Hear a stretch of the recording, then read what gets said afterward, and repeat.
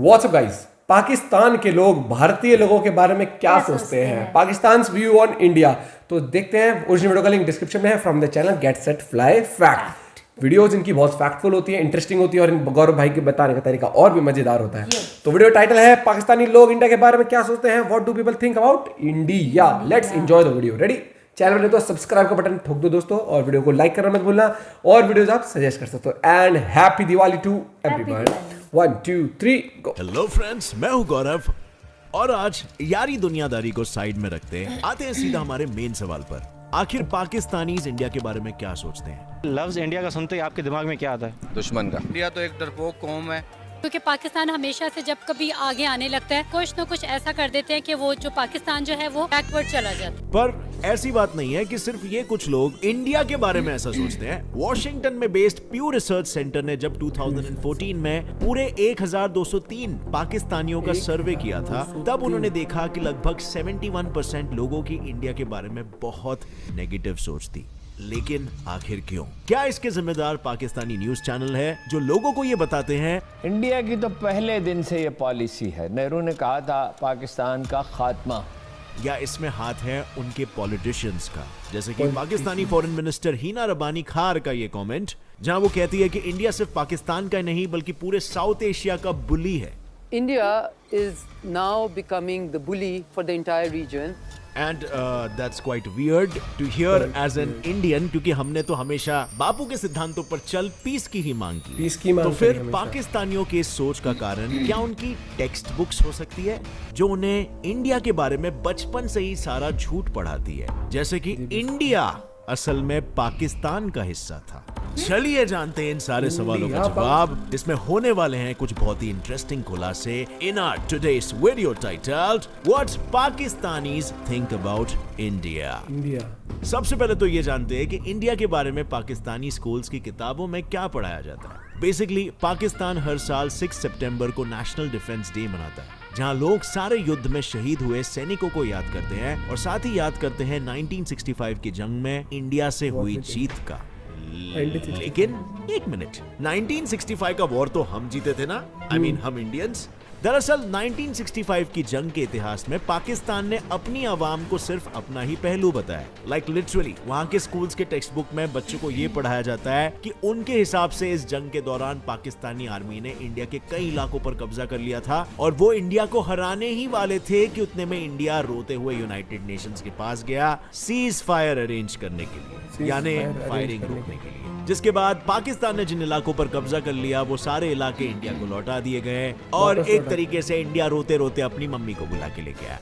और ये सारी चीजें पेशावर के 5th स्टैंडर्ड के स्टेट बोर्ड टेक्स्ट बुक में, जिसे पढ़ के वो ये कहते हैं कि 1965 की जंग में इंडिया की हार और पाकिस्तान की जीत हुई थी। वहीं दूसरी ओर इंडिया के एनसर्ट यानी national council of educational research and training के 12th स्टैंडर्ड के टेक्स्ट बुक में लिखा हुआ है कि इस बहुत ही भयंकर युद्ध में इंडियन आर्मी लाहौर के बहुत ही करीब पहुंच चुकी थी, पर जंग को यूएन ने बीच में आकर रोक दिया था। भले इस दौरान इंडिया ने पाकिस्तान का काफी मिलिट्री नुकसान किया, लेकिन 1965 की जंग ने इंडिया के खराब आर्थिक हालतों पर और तनाव डाल दिया था। सो इन अ वे इंडिया में यही पढ़ाया जाता है कि इस दौरान जीत इंडिया की हुई थी। पर आखिर सच क्या है और झूठ क्या? इस जंग में जीत हुई किसकी थी?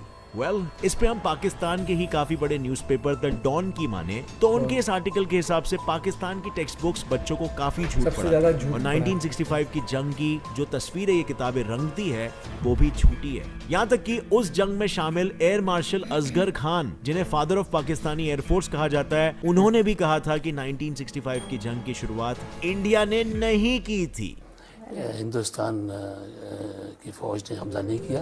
लेकिन भाई लोग, एक छोटा सा कैच आता है यहाँ पर। हर कोई देश अपने देश के बारे में अच्छी पिक्चर सामने दिखाता है, फिर चाहे वो इंडिया हो या पाकिस्तान, और इसीलिए हमें एक इंटरनेशनल पर्सपेक्टिव की जरूरत पड़ती है। जैसे कि पॉल एम मैकगार की किताब the cold war in south Asia, जिसमें 1945 से लेकर 1965 तक इंडिया और पाकिस्तान और पूरे साउथ एशिया में क्या क्या चल रहा था, क्या ग्लोबल पॉलिटिक्स चल रहे थे, वो सबको बड़े ही एक्यूरेटली एक फॉरेन पर्सपेक्टिव से बताया। या फिर शेल हॉरोविट्ज की किताब में भी साउथ एशिया में क्या क्या पॉलिटिक्स चल रहे थे, क्या कोल्ड वॉर चल रहा था, वो भी आप बड़ी एक्यूरेसी से जान सकते। So moving back to the topic, ये ऐसी एक जंग नहीं है जिसके डिटेल्स पाकिस्तानी टेक्स्ट बुक में बदले गए। ऐसी एक जंग थी 1971 की, जो पाकिस्तान और बांग्लादेश का बंटवारा हुआ, जिसके बारे में 5th स्टैंडर्ड के बुक्स में पेशावर के स्टेट बोर्ड्स के टेक्स्ट बुक कहते हैं कि 1965 की जंग के बाद ईस्ट पाकिस्तान, जो कि बांग्लादेश बना, में रहे हिंदुओं की मदद से इंडिया ने वहां के लोगों को वेस्ट पाकिस्तान के खिलाफ भड़काया और फिर दिसंबर 1971 में इंडिया ने खुद ईस्ट पाकिस्तान पर हमला बोल दिया। इसी षड्यंत्र के कारण ईस्ट पाकिस्तान हमसे अलग हो गया। इसीलिए हम सबको मिलिट्री ट्रेनिंग लेनी चाहिए और दुश्मनों से लड़ने के लिए तैयार रहना चाहिए। वहीं इंडिया के 12th स्टैंडर्ड की पॉलिटिकल साइंस टेक्स्ट बुक में लिखा गया है कि वेस्ट पाकिस्तान के लीडर्स ईस्ट पाकिस्तान के लोगों को सेकंड क्लास सिटीजन्स की तरह ट्रीट करते थे, जिससे तंग आकर वहां के बंगाली पॉपुलेशन ने उनके खिलाफ वोट करके प्रोटेस्ट किया। लेकिन पाकिस्तानी रूलर्स ने उनके इस डेमोक्रेटिक वर्डिक्ट को एक्सेप्ट नहीं किया। उसके बजाय उनकी आर्मी ने 1971 में ईस्ट पाकिस्तान के लीडर शेख मुजीबुर रहमान को अरेस्ट कर लिया और ईस्ट पाकिस्तान के लोगों पर अत्याचार करना शुरू कर दिया, जिसे ऑपरेशन सर्च लाइट कहा जाता है। इसके रिस्पॉन्स में वहां के लोग बांग्लादेश को पाकिस्तान से अलग करने के लिए लड़ने लगे। 1971 के दौरान बांग्लादेश से करीबन 80 लाख रेफ्यूजीज भागकर इंडिया आए थे। और उस वक्त इंडिया ने बांग्लादेश को उसकी आजादी की लड़ाई में मॉरल और मटेरियल सपोर्ट दिया। असलियत यह है कि इस वॉर की शुरुआत पाकिस्तान ने ही अपने ऑपरेशन चंगेज खान से की थी,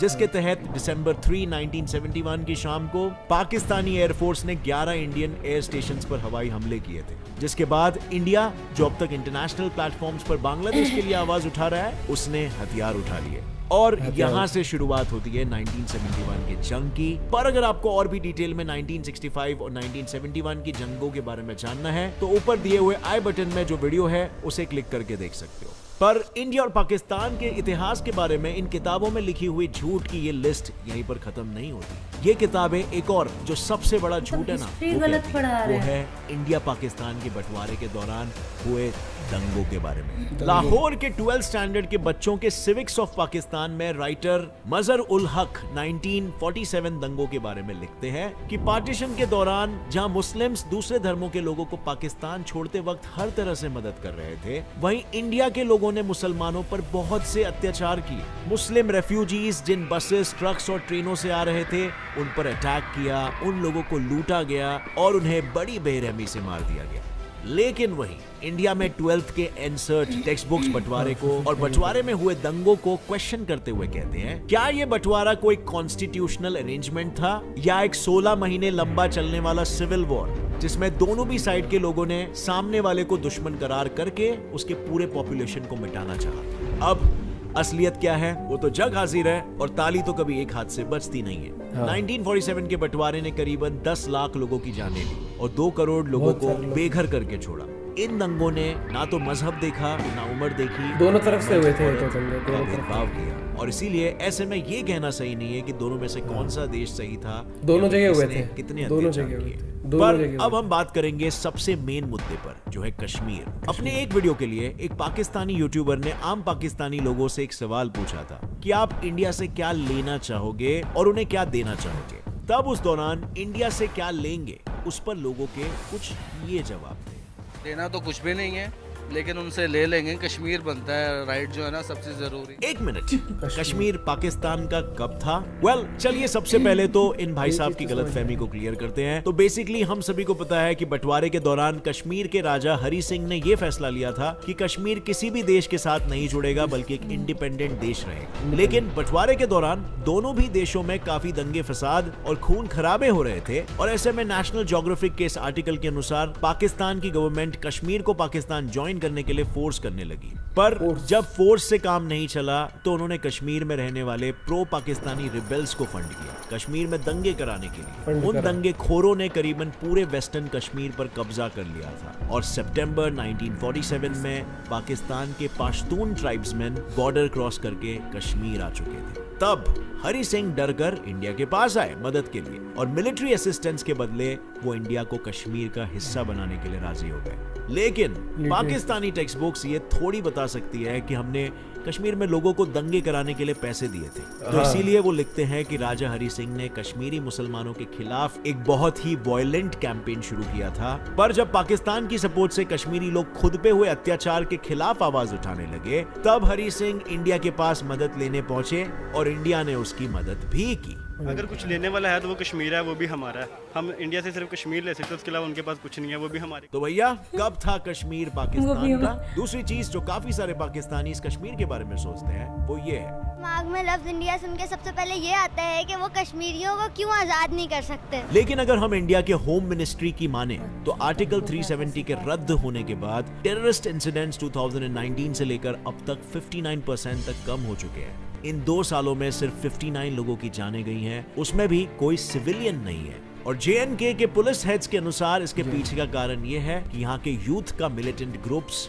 में शामिल होना ऑलमोस्ट 50% से भी ज्यादा कम हो चुका है। प्लस जो LOC है ना, लाइन ऑफ कंट्रोल, उस इलाके में जो लोग रहते हैं उनका भी कहना है कि इतने सालों में पहली बार उन्हें बॉर्डर के पास रहकर चैन की सांसें लेने मिल रही है, क्योंकि LOC पे भी वायलेंस कम हो चुका है।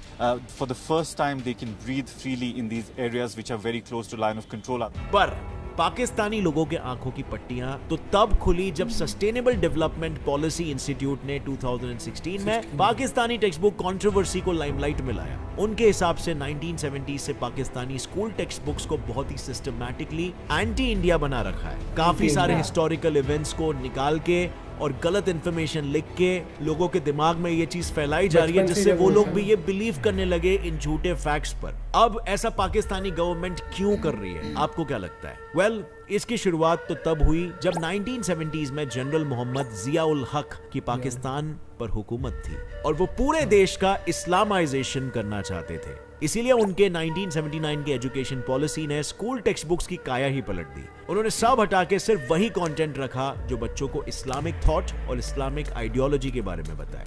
लेकिन उसी के साथ ये टेक्स्ट बुक्स बच्चों में इंडिया और हिंदू लोगों के बारे में इन जनरल काफी नफरत फैला रही है। और पाकिस्तान के सेनेट चेयरमैन रजा रब्बानी के हिसाब से ये सारे टेक्स्ट बुक्स बच्चों को डेमोक्रेसी से ज्यादा तानाशाही के बेनिफिट सिखाते हैं, जिसके बाद कई सारे पाकिस्तानी स्टेट बॉर्डर्स ने अपने टेक्स्ट बुक्स में रेशियल और रिलीजियस डिस्क्रिमिनेशन करने वाले सारे कंटेंट को ऑलमोस्ट हटा दिया। पर आज तक फिर भी कई सारी किताबों में इंडिया पाकिस्तान का झूठा इतिहास आपको नजर आएगा ही। लेकिन अभी एक अच्छी चीज ये हुई है कि अब दोनों देशों के लोग एक दूसरे से सोशल मीडिया पर कनेक्ट हो पा रहे हैं। दोनों देश के लोग एक दूसरे को जान रहे हैं, पहचान रहे हैं, जिस वजह से आज के यंग जनरेशन के लोगों की सोच इंडिया के प्रति थोड़ी बदल चुकी है। आज के लोग पाकिस्तानियों से बहुत ज़्यादा मोहब्बत करते हैं। इंडिया एक अच्छा मुल्क है, मेरे तो नज़रिया अच्छा है कि अच्छा। इंडियंस हैं, बड़े अच्छे लोग हैं, आर्टिस्टिक प्यार करने वाले लोग हैं। पर अब सोशल मीडिया के जमाने में भी कुछ पॉलिटिशियंस लोगों को गुमराह करने के लिए ऐसा सब बोल रहे हैं।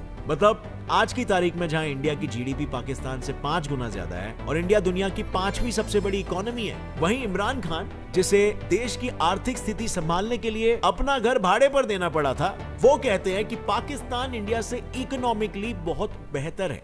कोई सेंस है इस बात की? अब इनके इस कमेंट पे आपका क्या कहना है, मुझे नीचे कमेंट सेक्शन में बताइए। तो और अगर आपको इस वीडियो से कुछ भी नया सीखने मिला तो एक लाइक जरूर ठोकना। Get set fly fact channel को अभी सब्सक्राइब कर लो, क्योंकि रोजाना यहाँ पर ऐसे इंटरेस्टिंग और नॉलेजेबल वीडियोस आपको पता है क्या, वहाँ के ये इमरान खान है, इमरान खान, मैंने इतने सारे स्टेटमेंट देखे जिनका सीरियसली जो वो सही लगाया था। कोई लॉजिक है इस बात का? वो उस बात का कोई लॉजिक नहीं था। GDP कैसे उनकी बेटर हो सकती है इकोनॉमिकली, वो कैसे बेटर, वो चलो छोड़ो। लेकिन ये चीज है, अब वहां पर भी लोग समझ रहे हैं और इंडिया में भी समझ रहे हैं कि लोग गलत नहीं होते कभी भी। और ये देखना, मतलब पॉलिटिक्स कई बार गड़बड़ कर जाती है। बुक्स में शुरू से ही अलग पढ़ा रहे हैं, एंटी इंडिया चल रहा है ना स्टार्टिंग से। क्या होता है वो फिर वो साइकोलॉजिकली आप वैसे प्रिपेयर होते जाते हो। बस यार देखो, बचपन से हमें कभी ये नहीं सिखाएगा कि आप पाकिस्तान गलत है, पाकिस्तान के लोग गलत है कुछ, हमने कभी ऐसा नहीं पढ़ा। हमें बस सिखाया कि ये वॉर हम जीते थे, ये वॉर जीता। और प्लस हम कभी भी पाकिस्तान के लिए हेट्रेड नहीं रखते, हम हमेशा ये रखते हैं कि इंसान वहां भी अच्छे हैं। वो कुछ पॉलिटिक्स प्लस टेररिज्म कुछ ज्यादा है वहां पर, उस वजह से जो कि हमारे ऊपर, हमने ऐसा कभी सुना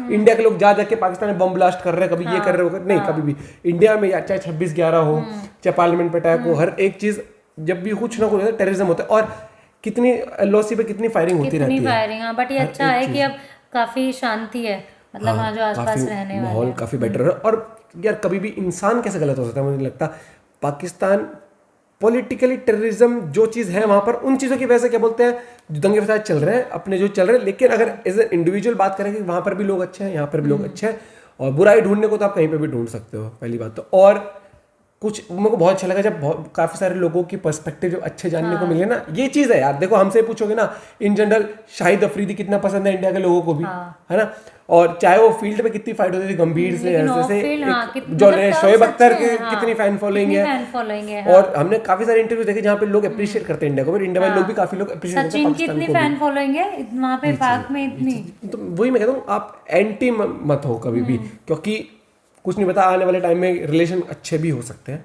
और बहुत ही बारीकी से हर एक चीज़ बताई भाई ने, दोनों पहलू रखते हुए गौर भाई, ये बहुत खासियत है gate set fly fact channel की। आई एम श्योर वीडियो बहुत इंटरेस्टिंग लगी आप लोग को। कैसे लगी वीडियो बताना जरूर, ऐसी वीडियो आप लोग के लिए लाते रहेंगे। मिलते हैं एक और वीडियो के साथ, बाय बाय, टेक केयर।